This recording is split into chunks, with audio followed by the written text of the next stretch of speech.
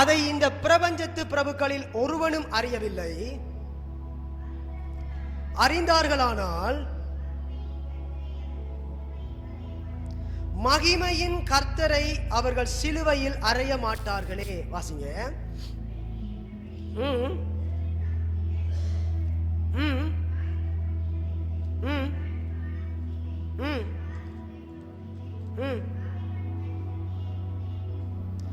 எழுதியிருக்கிறபடி தேவன் தம்மில் அன்பு கூறுகிறவர்களுக்கு ஆயத்தம் பண்ணினவைகளை கண் காணவும் இல்லை, காது கேட்கவும் இல்லை, அவைகள் மனுஷனுடைய இருதயத்தில் தோன்றவும் இல்லை.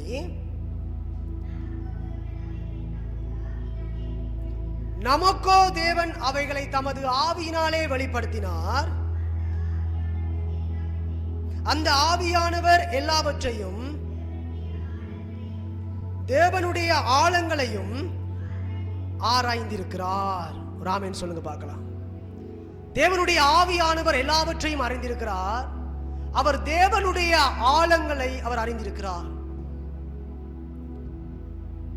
இங்கே இந்த வசனம் சொல்லுகிறது, அவருடைய கண் காணவும் இல்லை, காது கேட்கவும் இல்லை, அவருடைய இருதயத்தில் அது தோன்றவும் இல்லை. ஆனால் அடுத்த வசனம் சொல்ல, நமக்கோ தேவன் அவைகளை தம்முடைய ஆவியினாலே வெளிப்படுத்துகிறார். இன்றைக்கு நீங்கள் எந்த நிலையில இருக்கிறீங்கன்னு சொன்னா, கண் காணாமல் காது கேட்காமல் அது இருதயத்தில் உணர்ந்து கொள்ளாம முடியாத நிலைமையிலையா நீங்க இருக்கிறீங்கன்னா? இல்ல, நீங்க தேவனுடைய ஆவியை பெற்றிருக்கிறீங்க. அப்பா பிதாவே என்று கூப்பிடத்தக்க புத்திர சுவிகாரத்தின் ஆவியை நீங்க பெற்றிருக்கிறீங்க. அந்த ஆவியானவர் நீங்கள் பார்க்கும்படியாக செய்கிறார், நீங்கள் கேட்கும்படியாக செய்கிறார், உங்களுடைய இருதயம் உணர்ந்து கொள்ளும்படியாக செய்கிறார். அதுதான் பவுல் சொல்றார், நமக்கோ தேவன் அவைகளை தம்முடைய ஆவியினாலே வெளிப்படுத்தினார். ஆனால் அப்படிப்பட்ட நிலைமையில உள்ள நாங்கள் இன்றைக்கு எந்த நிலைமையில செயல்பட்டு கொண்டிருக்கிறோம் என்பதை சிந்தித்து பாருங்க. எங்களுடைய கண்கள் பிதாவாகிய தேவனை பார்க்குதா? எங்களுடைய செவிகள் அவருடைய சத்தத்தை கேட்குதா? எங்களுடைய இருதயம் உணர்ந்து மனம் திரும்புதா? அவரை உணர்ந்து கொள்ளக்கூடிய நிலைமையில நீங்க இருக்கிறீங்களா? சிந்திச்சு பாருங்க. ஏன் இது முக்கியம்? அவரை பார்க்கணும், அவருடைய சத்தத்தை கேட்கணும், அவரை நான் அறிந்து கொள்ளணும், உணர்ந்து கொள்ளணும். ஏன் இது முக்கியம்? அவரை அறிகிற அறிவு ஏன் முக்கியம் என்றா, 8வது வசனத்தில் நாங்கள் வாசிக்கிறோம், அதை இந்த பிரபஞ்சத்து பிரபுக்களில் ஒருவனும் அறியவில்லை. அறிந்தார்களானால் மகிமையின் கர்த்தரை அவர்கள் சிலுவையில் அறைந்திருக்க மாட்டார்களே. அறிந்தார்களானால், தேவனை சரியா அறிஞ்சிருந்தாங்கடா, அன்னைக்கு அவரை சிலுவையில அறைந்திருக்க மாட்டார்களே அப்படின்னு அவர் சொல்றாரு. அப்ப எதனால இயேசுவை சிலுவையில் அறைஞ்சாங்க? அவர்தான் மகிமையின் கர்த்தர் என்பதை அவர்கள் அறியவில்லை. அறியாத அளவுக்கு அவர்கள் படிப்பறிவு இல்லாதவர்களா இருந்தாங்களா? இல்ல, வேதத்தை நன்கு கற்று தேர்ந்தவர்கள், நியாயப்பிரமாணத்தை கரைத்து குடித்தவர்கள் அவர்கள். ஆனால் இந்த அனுபவ ரீதியான உணர்வு பூர்வமான அறிதல் அவர்களுக்கு இல்லை. அதனால வேதம் சொல்லுகிறது, அவர்கள் அறிந்தார்களானால் அவரை சிலுவையில் அறைந்திருக்க மாட்டார்கள். அறியாததுனால சிலுவையில் அறைந்தார்கள். இப்ப சிந்திச்சு பாருங்க, நானும் நீங்களும் தேவனை சரியாக நாங்கள் அறியவில்லை என்று சொன்னால், அந்த அறிதல் எனக்கும் உங்களுக்கும் இல்லை என்று சொன்னால், நானும் நீங்களும் அப்படித்தான் செஞ்சு கொண்டிருப்போம். இன்னைக்கு அநேகர் அப்படித்தான் செய்து கொண்டிருக்கிறாங்க. அவரை சிலுவையில் அறைந்து கொண்டிருக்கிறாங்க, சிலுவையில் அறைந்து கொண்டிருக்காங்க. சிந்தித்து பாருங்க, எதனால தெரியுமா? அவர் அறியாததுனால. இப்ப ஏன் தெரியுமா எங்களுக்கு அறிதல் முக்கியம்? சிந்திச்சு பாருங்க. அநேக தேவனுடைய பிள்ளைகள் அவருடைய வார்த்தையினால, நடக்கையினால அவரை சிலுவையில் அறைஞ்சு கொண்டே இருக்கிறாங்க. என்று அவர்கள் அறிந்திருக்கிற அறிதல் அப்படிப்பட்டது. ஒவ்வொருத்தர் தேவனை குறித்து அறிந்திருக்கிற விதம் வித்தியாசம்.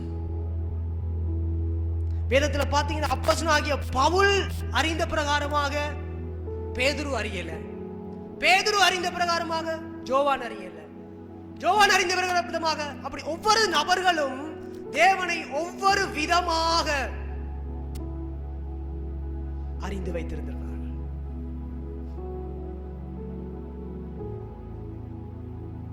எனக்கு பிரியமான அன்பு தேவனுடைய பிள்ளைகளே,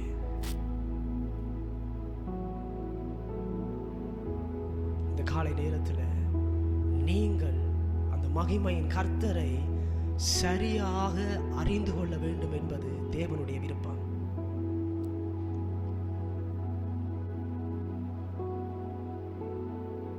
எழுதியிருக்கிறபடி தேவன் தம்மில் அன்பு கூறுகளுக்கு ஆயத்த பண்ணினவைகளை கண் காணவும் இல்லை, காது கேட்கவும் இல்லை, அவைகள் மனுஷனுடைய இருதயத்தில் தோன்றவும் இல்லை. நீ 13வது வசனத்திலிருந்து வாசிப்பீங்க என்றால், மத்தேயு 13வது அதிகாரம் 13வது வசனத்திலிருந்து ஒரு வாசிங்க. அவர்கள் கண்டும் காணாதவர்களாயும் கேட்டும் கேளாதவர்களாயும் உணர்ந்து கொள்ளாதவர்களாயும் இருக்கிறபடினால் நான் உவமைகளாக அவர்களோட பேசுகிறேன். ஏசாயாவின் தீர்க்க தரிசனம் காதார கேட்டும் உணராதிருப்பீர்கள், கண்ணார கண்டும் அறியாதிருப்பீர்கள். இந்த ஜனங்கள் கண்களினால் காணாமலும் காதுகளினால் கேளாமலும் இருதயத்தினால் உணர்ந்து மனம் திரும்பாமலும் நான் அவர்களை ஆரோக்கியமாக்காமலும் இருக்கும்படியாக அவர்களுடைய இருதயம் கொழுத்திருக்கிறது. காதால் மந்தமாய் கேட்டு தங்கள் கண்களை மூடிக்கொண்டார்கள் என்பதை இங்க நல்லா கவனிங்க. இயேசு சொல்லுகிறார் அந்த 3 விஷயத்தை, கண், காது, இருதயம். இந்த 3 மிக மிக முக்கியம் நீங்க தேவனை அறிகிறதுக்கு. கண், காது, இருதயம். அவர்கள் கண்ணால பார்த்தும் அறியல, காதால கேட்டும் அறிய முடியாம இருக்கிறாங்க, அவருடைய இருதயத்துல உணர்ந்து கொள்ள முடியாம இருக்கிறாங்க. இதனால அவர்களுடைய வாழ்க்கை ஆரோக்கியமா இல்லை அப்படின்றாரு. இன்னைக்கு உங்க வாழ்க்கை ஆரோக்கியமா இருக்கணும்டா, நீங்க அவரை அறியணும், தேவனை அறியணும். ஏன் இன்றைக்கு அநேக குடும்பங்களுக்குள்ளே ஆரோக்கியமான நிலைமை இல்ல? சண்டைகள், பிரிவினைகள், பிரச்சனைகள், போராட்டங்கள், கவலைகள், கண்ணீர்கள். இன்னும் தேவனை சரியாக அறியல. குடும்பத்துக்குள்ளே கணவன் மனைவிக்குள்ளே பிரிவினைகள், பிரச்சனைகள், பெற்றோர்கள் பிள்ளைகளுக்குள்ளே பிரிவினைகள், ஒரு சமாதானம், சந்தோஷம் இது இல்ல, ஒரு ஆரோக்கியமான குடும்பமா இல்லையே. அறியல. இயேசு சொல்லுகிறார்கள், அறிந்தார்கள், ஆனால் கண் பார்க்கணும், காது கேட்கணும், இருதயம் உணரணும். எனக்கு பிரியமான அன்பு தேவனுடைய பிள்ளைகளே, இந்த 3 உங்களுடைய சரீரத்தில் செயல்படுதான்னு சொல்லி சிந்திச்சு பாருங்க. உங்களுடைய கண் பிதாவாகிய தேவனை பார்க்குதா? பார்க்கக்கூடிய மாதிரி நிலைமையில நீங்க இருக்கிறீங்களா? உங்களுடைய காதுகள் அவருடைய சத்தத்தை கேட்குதா? கேட்கக்கூடிய நிலைமையில நீங்க இருக்கிறீங்களா? உங்களுடைய இருதயம் உணர்ந்து மனம் திரும்புதா? அந்த உணர்கிற நிலைமையில உங்களுடைய இருதயம் இருக்குதா? சிந்தித்து பாருங்க. இது 3 நடக்கலண்டா இயேசுவே சொல்றாரு, நான் அவர்களை ஆரோக்கியமாய் மாற்ற முடியாது, இதனாலதான் உங்களுக்கு ஆரோக்கியம் இல்லை அப்படின்றாரு. ஆரோக்கியம் இல்லை. அவரை அறிகிற அறிவு மிக மிக முக்கியம். அவர் அறிந்தார்களானால் அந்த மகிமையின் கர்த்தரை சிலுவையில் அறைந்திருக்க மாட்டார்கள். இன்னைக்கு நீங்க அறியலண்டா, நீங்களும் அவரை சிலுவையில் என்ன செய்றீங்க? அரைஞ்சிட்டு இருக்கிறீங்க. வியாதி, வேதனை. ஏன் இன்னைக்கு அநேகர் சொல்றாங்க, ஒரு சிலர், இந்த வியாதியை தேவன் எனக்கு அனுமதிச்சிருக்கிறாரு, வியாதியை தேவன் எனக்கு அனுமதிச்சிருக்கிறாரு. அவருடைய அறிதலை பாருங்க, வியாதியை தேவன் அனுமதிச்சிருக்கிறாரு. இந்த பிரச்சனையை தேவன் எனக்கு அனுமதிச்சிருக்கிறாரு, தேவன் தான் இந்த பிரச்சனையை எனக்கு அனுமதிச்சிருக்கிறாரு. இந்த கஷ்டத்தை தேவன் தான் எனக்கு கொடுத்திருக்காரு, ஏன்னா இந்த கஷ்டத்தை கூட என்ன எனக்கு அவர் படிப்பிக்கிறாரு. இப்படி சிலர் பேசுறதை நான் கேட்டிருக்கிறேன். ஏன்? அவர்களுடைய அறிதல் தேவனை குறித்து, அவர்களுடைய அறிதல் அந்த அளவுக்கு தான்.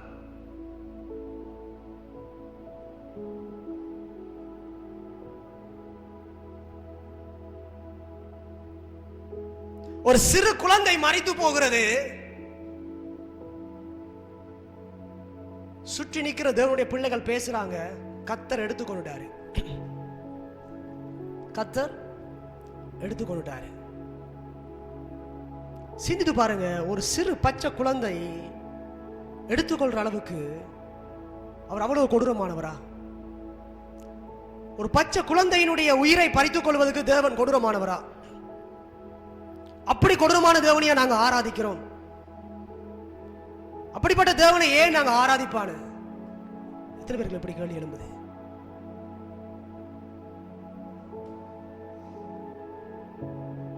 ஏன் இப்படியெல்லாம் ஒரு கேள்வி என்றால், தேவனை குறித்ததான அறிதல்,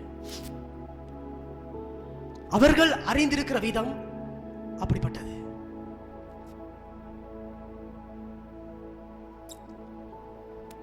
அதனாலதான் தேவன் சொல்றாரு, என்னை அறிகிற அறிவையை நான் விரும்புகிறேன், அறிகிற அறிவையை விரும்புகிறேன். அன்றைக்கு இயேசுவை சிலுவையிலே அறையிறதுக்கு ஒப்பு கொடுக்குறாங்க. ஆலோசனை சங்கத்துக்கு முன்பதாக அவரை கொண்டு போறாங்க. அந்த பிரதானிகள் தீர்ப்பு வழங்க போறாங்க. நீ மத்தேயு 27வது அதிகாரம்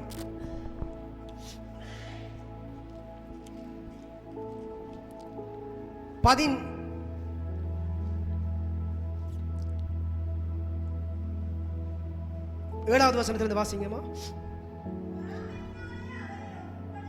பொறாமையினாலே அவரை ஒப்புக் கொடுத்தார்கள் என்று பிலாத்து அறிந்து அவர்கள் கூடியிருக்கையில்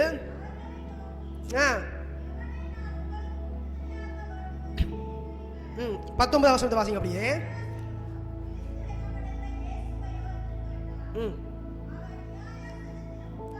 அவன் நியாயசனத்தில் உட்கார்ந்திருக்கையில் அவனுடைய மனைவி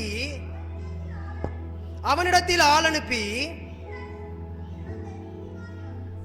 நீர் அந்த நீதிமானை ஒன்றும் செய்ய வேண்டாம்,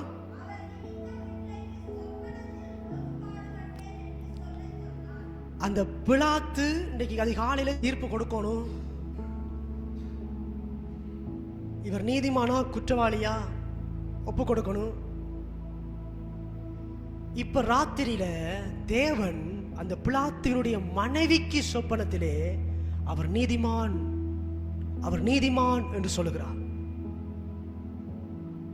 இப்ப இந்த மனைவி ஆள் அனுப்பி சொல்றா தன்னுடைய புருஷன், அவரை ஒண்ணு செய்யாத, அவர் நீதிமான், அவர் குற்றவாளி அல்ல, அவர் நீதிமான். ஏன் இந்த அறிதலை பிலாத்து பெற்றுக்கொள்ளவில்லை? பிலாத்து ஏன் தேவனிடத்திலிருந்து அந்த அறிதலை நேரடியாக பெற்றுக்கொள்ள முடியல? தேவன் அவருடைய மனைவியோடு பேசுகிறார். நல்லா கவனிங்க, தேவனிடத்தில் இருந்த அந்த வெளிப்பாடுகளை, அவருடைய சத்தத்தை, அவரை பார்க்கிற, அவரை உணர்கிற அந்த இடத்துல நீங்க இருக்கிறீங்களான்றத ஆராய்ச்சி பாருங்க. இதுல அநேக தகப்பன்மார் இருக்கிறீங்க, குடும்ப தலைவர்கள், மிக முக்கியம், நீங்க கடவுள்கிட்ட இருந்த அந்த வெளிப்பாடுகளை பெற்றுக்கொள்கிற இடத்துக்கு நீங்க இருக்கணும். உங்க குடும்பத்துக்கு நீங்கள் தான் தலைவர். உங்களுக்கு கிறிஸ்து தலையா இருக்கிறாரு. நீங்க பொறுப்படுத்தி செயல்பட வேண்டிய இடத்துல செயல்பட தவறக்கூடாது. நீங்க சரியா பொறுப்பு எடுக்க வேண்டிய இடத்துல பொறுப்பு எடுக்கணும். இல்லண்டா உங்க குடும்ப மனைவி பிள்ளைகள் தடுமாறுவாங்க, மனைவி பிள்ளைகள் பிள்ளையான வழியில போவாங்க. குடும்ப தலைவர்கள் நீங்க பொறுப்பு எடுக்கணும். சில கணவன்மார் சொல்லுவாங்க, என் மனைவிக்கு எல்லாம் தெரியும், அவ பார்த்துக்கொள்ளுவா, அவ பார்த்துக்கொள்ள இருக்கட்டும், நீங்க பார்த்துக்கொள்ள வேண்டியதை பார்த்துக்கொள்ளணும், உங்க பொறுப்பை நீங்க செய்யணும். நீங்க தவறுகிற இடத்துல பிசாசுக்கு இடம் கொடுக்குறீங்க உங்க குடும்பத்துக்குள்ள. நீங்க கிறிஸ்துட்ட இருந்து அந்த வெளிப்பாடுகளை, ஆலோசனைகளை பெற்று உங்களுடைய குடும்பத்தை வழி நடத்துகிற ஒரு தலைவர்களாய் நீங்க இருக்கணும். அப்பதான் உங்க குடும்பம் ஆரோக்கியமான ஒரு குடும்பமா இருக்கும்.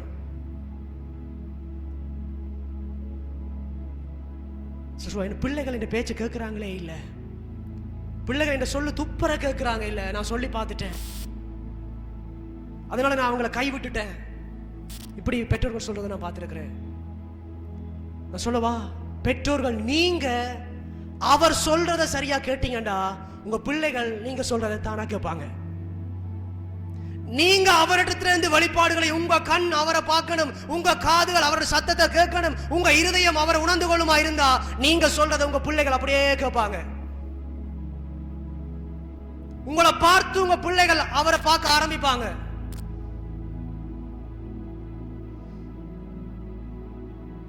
நீங்க எந்த இடத்துல இருக்கிறீங்க சிந்திச்சு பாருங்க. இந்த பிலாத்துவால அன்னைக்கு தேவனுடைய சத்தத்தை கேட்கிற நிலைமையில இல்ல. தேவனுடைய மனைவியோடு பேசுகிறார். நீங்க எவ்வளவு பெரிய ஆளாகனா இருக்கலாம், எவ்வளவு பெரிய பதவிகள் இருக்கலாம், இது மிக மிக முக்கியமான ஒரு காரியம்.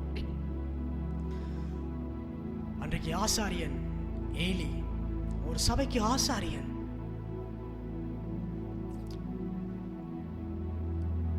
கடவுளுடைய சத்தத்தை கேட்கிற அந்த நிலைமையில் அவன் இல்லை. ஆனா யாரு? ஆசாரியன். அவருடைய பிள்ளைகள் சரியான வழியில இல்ல, பிள்ளைகள் தாறுமாறா இருக்கிறார்கள். தேவன் அவனோடு பேசாமல் ஒரு குட்டி பையன் சாமுவேல், அப்பதான் பால் மறந்து அவங்க அம்மா கொண்டு வந்து அந்த ஆலயத்தில் விட்டுட்டு போயிருக்காங்க. அவங்க அம்மா பொருத்தனை செய்தனால அவன் ஆலயத்தில் வந்து இருக்கிறான். ஒரு குட்டி பையன் சாமுவேல். அவன் தேவனுடைய சத்தத்தை கேட்கிறான். அவன் தேவனுடைய சத்தத்தை கேட்கிறான். ஆனா அங்க இருந்த அந்த ஆசாரியனால கேட்க முடியல. தேவனுடைய சத்தத்தை கேட்க முடியாத அந்த தூரத்துக்கு நீங்க போயிடாதீங்க. தேவனை பார்க்க முடியாத அளவு அந்த தூரத்துக்குள்ள நீங்க போயிடாதீங்க. தேவனை உணர்ந்து கொள்ள முடியாத அந்த தூரத்துக்கு நீங்க போயிடாதீங்க. அது ஆபத்து, அது ஆபத்து. சில கடற்கரைக்கு போனீங்கன்னா ஒரு கம்பை ஊண்டி ஒரு சோப்பு கொடியை ஊட்டிப்பாங்க, இதுக்கு அங்கால போயிடாதீங்க, அது ஆபத்து. சில கடற்கரையில் கயிறெல்லாம் கட்டியிருப்பாங்க, இதுக்கு அங்கால போயிடாதீங்க, ஆபத்து.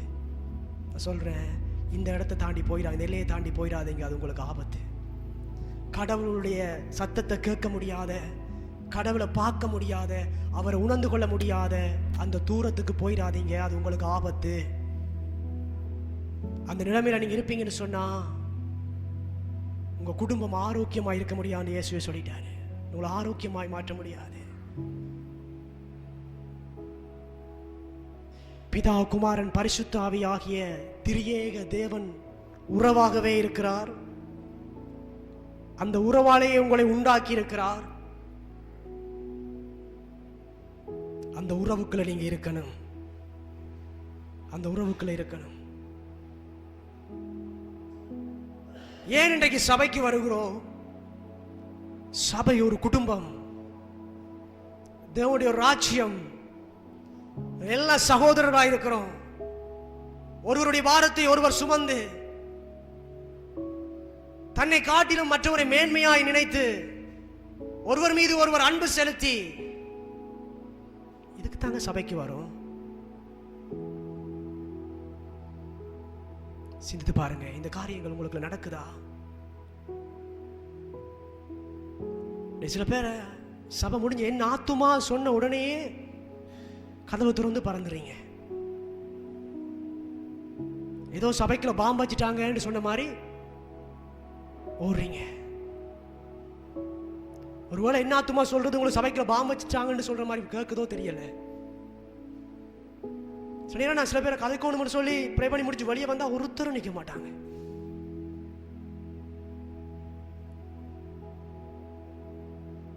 உங்களுடைய உறவு எங்கே?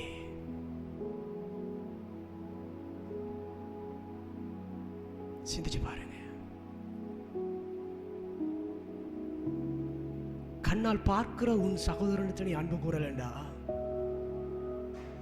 தேவன் எப்படா நீ நேசிப்பாய் அப்படின்னு ஆண்டவர் கேட்கிறாரு. பார்க்கிற உன் சகோதரனிடத்திலே உன்னை அன்பு கூற முடியல, அவனையே நீ கசந்து கொள்கிறாய். அவனோடு கோபம், வைராக்கியம், பிரிவினை. எப்படி நீ என்ன நேசிப்பாய்? எப்படி என்ன நேசிப்பாய்? நான் கேட்கல, ஆண்டவர் சொல்றாரு, கேட்கிறாரு.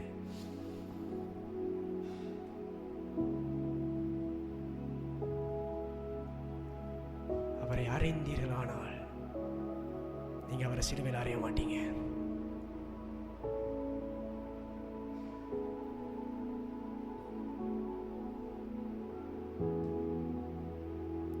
ஒருவர் மீது ஒருவர் அன்பு காட்டுங்க. திரியேக தேவனுக்குள்ள பிதா குமாரன் பரிசுத்த ஆவிக்குள்ள என்ன இருக்குதோ அதுதான் உங்களுக்குள்ள இருக்கணும். அந்த ஒருமைப்பாடு குடும்பங்களுக்குள்ள, கணவன் மனைவி பிள்ளைக்குள்ள அந்த ஒருமைப்பாடு இருக்கணும், அந்த அன்பு இருக்கணும், அந்த சமாதானம் இருக்கணும். சிந்தித்து பாருங்க.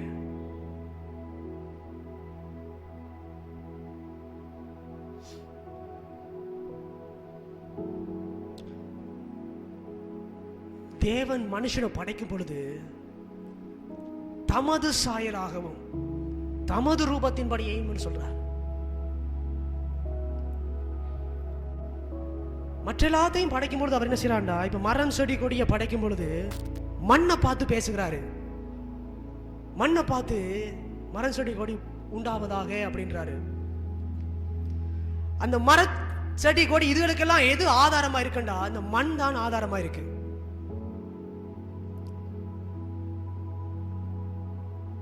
கடல்ல வாழ்ற உயிரினங்களுக்கு தண்ணி ஆதாரமா இருக்கு.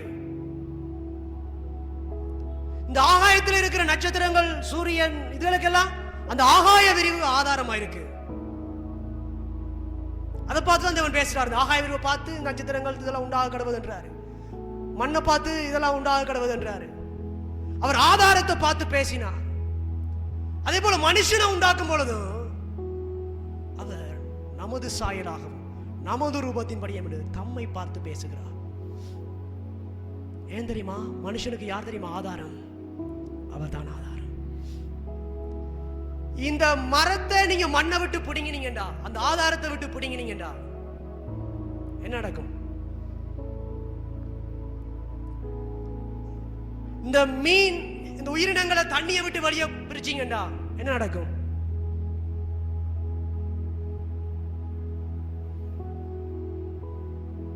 அது ஆரோக்கியமா இருக்காது. ஆதாரத்தை விட்டு அது பிரிகிற பொழுது அதுல வாழ்க்கை ஆரோக்கியமா இருக்காது. தண்ணியை விட்டு மீனை வெளியே எடுத்தீங்கன்னா அதுல வாழ்க்கை ஆரோக்கியமா இருக்காது. அந்த உறவு, ஆதாரத்தோடு அது இருக்கிற உறவு, அதே போலதான் நீங்க கடவுளை விட்டு, அந்த உறவை விட்டு வெளியே வந்தீங்கன்னா உங்க வாழ்க்கை ஆரோக்கியமா இருக்காது. அந்த உறவு முக்கியம். நீங்க கடவுளோடு இருக்கிற அந்த உறவு, உங்களை உண்டாக்கின தேவனோடு இருக்கிற உறவு முக்கியம். எத்தனை பேர் நான் சொல்றது புரியுது?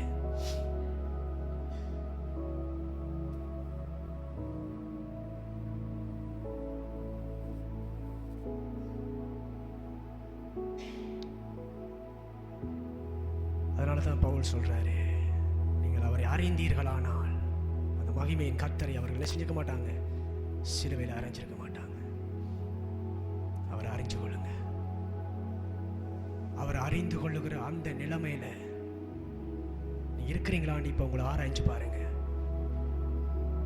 நமக்கோ தேவன் தம்முடைய ஆவியினாலே அவைகளை வெளிப்படுத்தினார் என்று சொல்கிறார். ஆனா இந்த வசனத்தை இன்னும் அநேகர் வாசிக்காம அந்த மேல் வசனத்தோடய நிற்கிறாங்க. அவர் சொல்றதை எங்க கண் காணாது, அவர் சொல்றதை எங்க காது கேட்காது, எங்களுடைய இருதயம் உணர்ந்து கொள்ளாது அப்படின்ட்டு இன்னும் அந்த வசனத்தோடய இன்னைக்கு அநேகர் நிற்கிறாங்க. 10வது வசனம் சொல்லுது, நமக்கோ தேவன் அவைகளை தமது ஆவியினாலே வெளிப்படுத்தினார். அந்த ஆவியானவர் எல்லாவற்றையும் தேவனுடைய ஆழங்களையும் ஆராய்ந்திருக்கிறார்.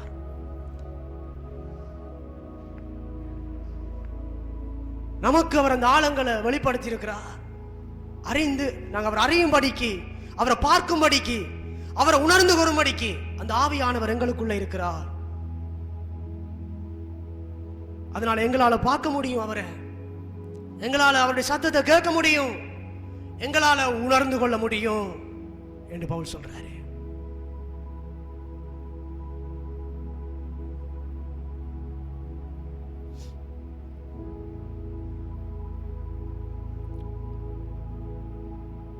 இஸ்ரவேல் ஜனங்களை தேவன் நடத்திட்டு வரும் பொழுது உபாகமம் 29வது அதிகாரம்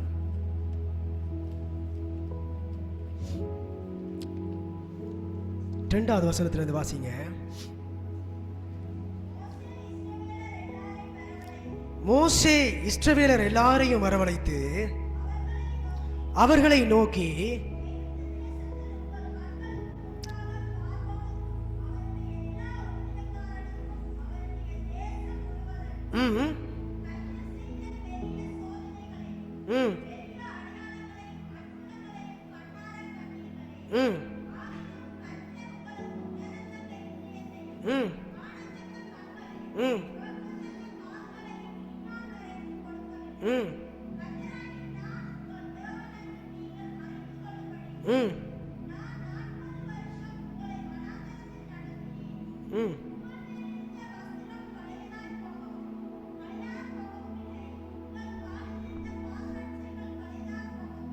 பாருங்க, நான் கர்த்தர் என்று சொல்லி நீங்க அறிந்து கொள்ளும்படிக்கு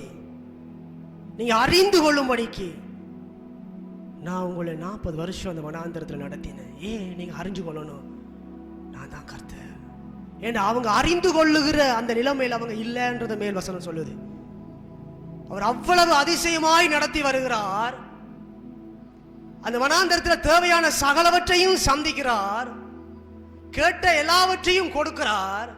ஆனாலும் அவருடைய கண்கள் அவரை பார்க்கல, அவருடைய செவிகள் அந்த சத்தத்தை கேட்கல, அவருடைய இருதயம் உணர்ந்து கொள்ளல. அந்த நிலைமையில அவங்க இல்ல அப்படின்றாரு. அதனால நீங்க என்ன அறிந்து கொள்ளணும் என்றதுனாலதான் அப்படின்னு தேவன் சொல்றாரு. பாருங்க, அவர் வழிநடத்துறாரு 40 வருஷம். அவங்களுடைய வஸ்திரம் பழையதாய் போகவும் இல்லை, அவர்களுடைய காலில் இருந்த பாதரட்சைகள் பழையதாய் போகவும் இல்லை. 40 வருஷமுங்க.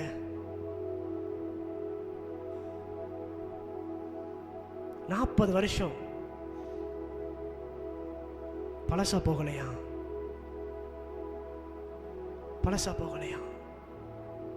எவ்வளவு அதிசயமாய் நடத்தி வந்திருக்கிறார்.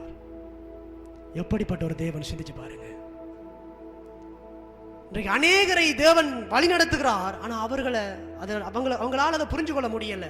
தேவன் தான் என்னை நடத்துகிறார், தேவன் தான் எனக்கு இப்படி நன்மை செய்கிறார், அவரை உணர்ந்து கொள்ள முடியாத இடத்துல இன்றைக்கு அநேகர் இருக்கிறாங்க. அருமையான அப்பா அம்மா, சகோதரனே சகோதரியே, உங்களை ஆராய்ஞ்சு பாருங்க, நீங்க எந்த இடத்துல இருக்கிறீங்க? தேவனை குறித்து அந்த அறிதல் உங்களுக்கு எப்படிப்பட்டதா இருக்கிறது? தேவன் வழி நடத்துகிற விதத்தை உங்களால உணர்ந்து கொள்ளக்கூடிய நிலைமையில இருக்கிறீங்களா? தேவனை நீங்கள் பார்க்கக்கூடிய கண்களோடு இருக்கிறீங்களா? பவுல் ஜெபிக்கிறார் எபேசு சபைக்கு, ஒரு பிரகாசம் உள்ள மனக்கண்களை கொடுங்கப்பா அப்படின்றாரு. பிரகாசம் உள்ள மனக்கண்களை. எதுக்கு? இவங்க உங்களை அறியணும், உங்களை பார்க்கணும். பிரகாசம் உள்ள மனக்கண்கள். அப்படிப்பட்ட மனக்கண்களோடு நீங்க இருக்கிறீங்களா? அவருடைய சத்தத்தை கேட்கிற அந்த ஒரு காதுகளோடு நீங்க இருக்கிறீங்களா? அவர் பேசுகிறத உணர்ந்து கொள்ளக்கூடிய அந்த ஒரு இருதயத்தோடு நீங்க இருக்கிறீங்களா? சிந்திச்சு பாருங்க. இது மிக மிக முக்கியம்.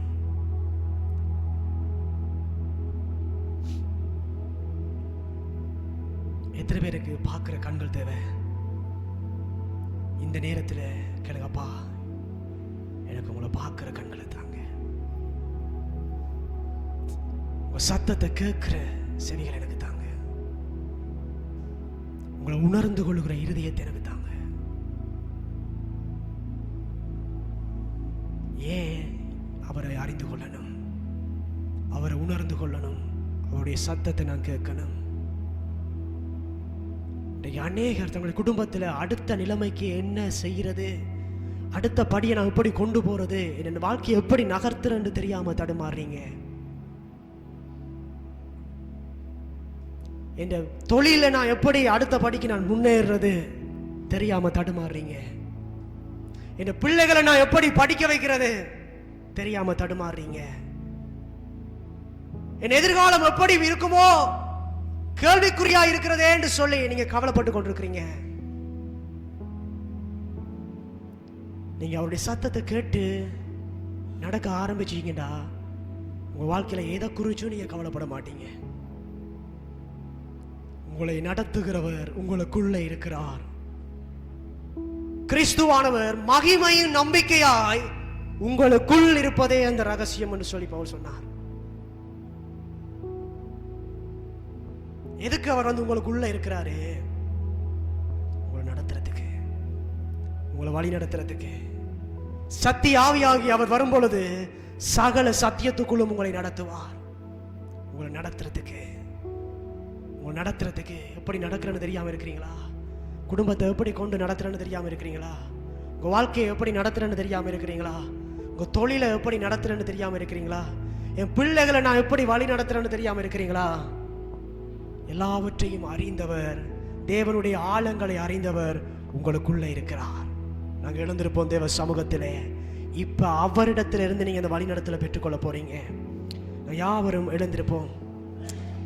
கண்களை மூடினவர்களாய் தேவ சமூகத்திலே அந்த பிதாவாகிய தேவனை நோக்கி பார்த்து நாங்கள் கேட்க போறோம். அப்பா, அந்த உங்க வழி நடத்துதலை எனக்கு தாங்க. நான் உங்களை அறிந்து கொண்டு நீர் நடத்துகிற அந்த வழியிலே நடக்க எனக்கு உங்களோட கிருபையை தாங்க. கண்களை மூடி ஒருமனப்பட்டவர்களாய் அவரை நோக்கி நாங்கள் பார்க்க போறோம்.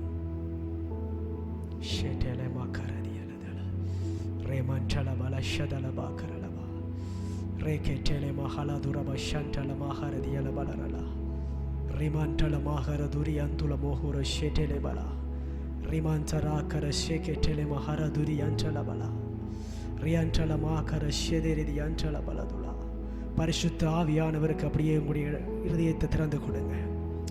இந்த காலை நேரத்தில் அந்த பரிசுத்த ஆவியானவருக்கு உங்களை விட்டு கொடுங்க. அவர்கிட்ட கேளுங்க, எப்படி நான் நடக்கிறது, எப்படி என் குடும்பத்தை நான் கொண்டு நடத்துறது, எப்படி என் தொழிலை நான் நடத்துறது கேளுங்க. அவர் கற்றுத்தருவாரு. அவர் உங்களுக்கு போதித்து நடத்துவாரு. நீங்கள் பெற்றுக்கொண்ட அபிஷேகம் உங்களுக்கு போதிக்கும். நீங்க அவருக்கு பெற்றுக்கொண்ட அந்த அபிஷேகம் உங்களுக்கு போதிக்கும். கேளுங்க, கேளுங்க. நீங்க தடுமாற வேண்டிய அவசியம் இல்லை. அன்பு சகோதரி, சகோதரா, நீ தடுமாற வேண்டிய அவசியம் இல்லை. நீ உன்னுடைய வாழ்க்கையை குறித்து குழம்ப வேண்டிய அவசியம் இல்லை. நீ எதை குறித்தும் கவலைப்பட வேண்டிய அவசியம் இல்லை. என்ற உன்னை வழி நடத்துகிறவர் உனக்குள்ள இருக்கிறார். உன்னை வழி நடத்துகிறவர் உனக்குள்ள இருக்கிறார். அந்த பரிசுத்த ஆவியானவர் உனக்குள்ள இருக்கிறார்.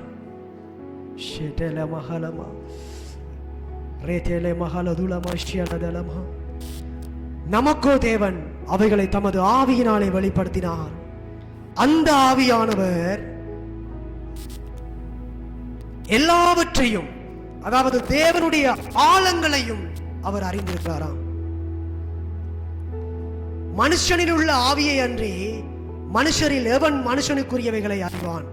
அப்படி போல தேவனுடைய ஆவியை அன்றி ஒருவனும் தேவனுக்குரியவைகளை அறிய மாட்டான். நாங்களோ உலகத்தின் ஆவியை பெறாமல் தேவனால் எங்களுக்கு அருளப்பட்டவைகளை அறியும்படிக்கு தேவனிலிருந்து புறப்படுகிற ஆவியையே பெற்றோம். பாருங்க எப்படி அழகாய் சொல்லுகிறார். நாங்களோ உலகத்தின் ஆவியை பெறாமல் தேவனால் எங்களுக்கு அருளப்பட்டவைகளை அறியும்படிக்கு, தேவனால் எங்களுக்கு அருளப்பட்டவைகளை அறியும்படிக்கு, தேவன் உங்களுக்கு என்னென்னலாம் அருள் இருக்கிறார் என்றத நீங்க அறியும்படிக்கு தேவனுடைய ஆவியை பெற்றிருக்கிறீங்க. அவைகளை நாங்கள் மனுஷ ஞானம் போதிக்கிற வார்த்தைகளினாலே பேசாமல் பரிசுத்த ஆவி போதிக்கிற வார்த்தைகளினாலே பேசி ஆவிக்குரியவைகளை ஆவிக்குரியவைகளோடு சம்பந்தப்படுத்தி காண்பிக்கிறோம். ஜென்ம சுவாபமான மனுஷனோ தேவனுடைய ஆவிக்குரியவைகளை ஏற்றுக்கொள்ளான். அவைகள் அவனுக்கு பைத்தியமாக தோன்றும்.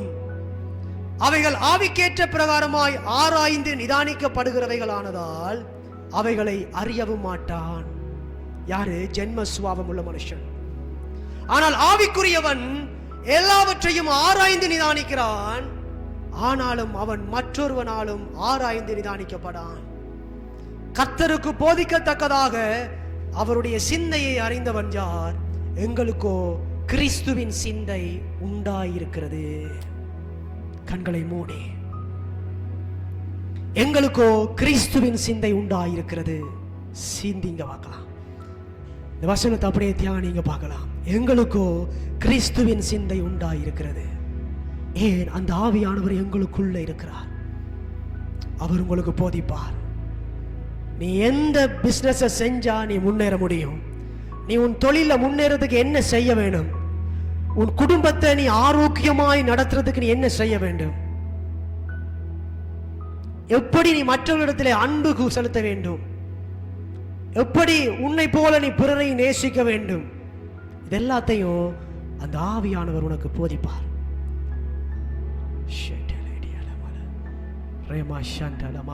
அந்த ஆவியானவற்றை விட்டு கொடுங்க. அந்த பரிசுத்த ஆவியானவற்றை விட்டு கொடுங்க.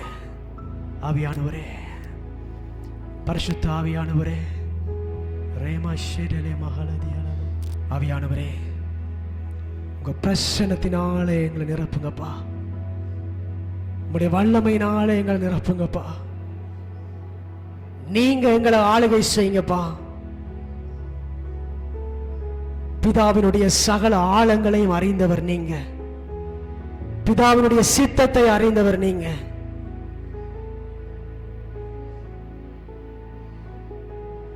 பிதா, குமாரன், பரிசுத்த ஆவியாகிய அந்த தேவனுக்குள்ள இருக்கிற அந்த ஒருமைப்பாடு இந்த இடத்துல ஒவ்வொரு குடும்பங்களுக்குள்ளையும் கடந்து வரட்டும்பா.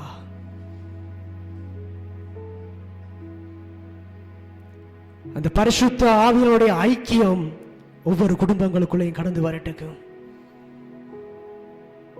பிதாவாகிய தேவனுடைய அன்பு ஒவ்வொரு குடும்பங்களுக்குள்ளையும் கடந்து வரட்டும். அப்பா, உங்களை குறித்து நாங்கள் இன்னும் அறிந்து கொள்ளணும். உங்களை குறித்து நாங்கள் இன்னும் அறிந்து கொள்ளணும். உங்க பிள்ளைகளை அந்த அறிதலுக்குள்ள நடத்துங்கப்பா. உண்மை குறித்து அறிகிற அறிவினாலே ஜீவனுக்கும் தேவ பக்திக்கும் வேண்டிய யாவற்றையும் திவ்ய வல்லமை கொடுக்கிறதே. ஷேட்டேலே மகரதி அண்டலமல மரலமா ரீமமல ஷேட்டேலே ரேபா சந்துர மகரதி அண்டலமல ரிமலபல ஷகலதல மகரதி அண்டலமா ரேபே ஷேட்டேலே மகரமல ரீபா துலமா ரீகாற்றலமல சிபரதி அந்தலமா. கேளுங்க அப்பாட்ட கேளுங்கப்பா. இன்னும் உங்களை பார்க்குற கண்கள், என் கண்கள் உங்களையே பார்க்கணும்ப்பா. உங்களை பார்க்கணும். அந்த சத்தத்தை நான் கேட்கணும். நீங்க பேசுகிற சத்தத்தை கேட்கணும். இவர் என்னுடைய நேசகுமாரன், இவரில் நான் பிரியமாயிருக்கிறேன் என்று சொல்லி பிதாவாகிய தேவன் இயேசுவை பார்த்து பேசினாரு. இன்னைக்கு அந்த சத்தத்தை நீங்க கேட்கணும். உங்களை பார்த்தவர் சொன்ன, இவர் என்னுடைய நேசகுமாரன், இவள் என்னுடைய நேசகுமாரத்தி என்று சொல்லி அப்பா சொல்லுங்க சத்தத்தை நீங்க கேட்கணும். அப்ப இந்த பரிசுத்த ஆவியானவர் புறாவை போல இயேசு மேல வந்து இறங்கினார் என்று சொல்லி வாசிக்கிறோம். இத்தனை பேர் நீங்க அந்த சத்தத்தை கேட்கிற அளவில் இருக்கிறீங்க. கேளுங்க அப்பாட்ட, அப்பா நான் உங்க சத்தத்தை கேட்கணும். உங்களை பார்த்து சொல்லணும், இவன் என்னுடைய நேசகுமாரன், இவன் என்னுடைய நேசகுமாரன், இவன் நேசகுமாரன்.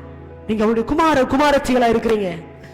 நீங்க அவருடைய குமாரனா இருக்கிறீங்க. நீங்க அவருடைய குமாரத்திகளா இருக்கிறீங்க. இதுதான் உங்களுடைய அடையாளம். இதுதான் உங்களுடைய அடையாளம். கிறிஸ்துவுக்குள்ள உங்களுடைய அடையாளம் அதுதான். நீங்க தேவனுடைய குமாரர், நீங்க தேவனுடைய குமாரத்திகள். இதுதான் உங்களுடைய நிரந்தரமான உண்மையான அடையாளம். இதுதான். இந்த அடையாளத்தை விட்டுட்டு ஜனங்கள் ஏதோ அடையாளங்களை தேடுறாங்க.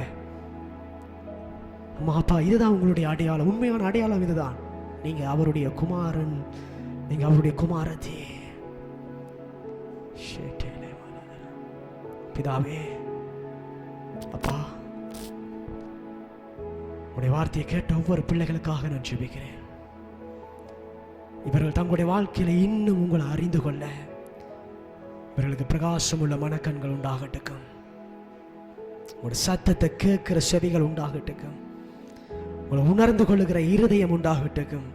இவருடைய வாழ்க்கை ஆரோக்கியமாய் மாறட்டும்ப்பா.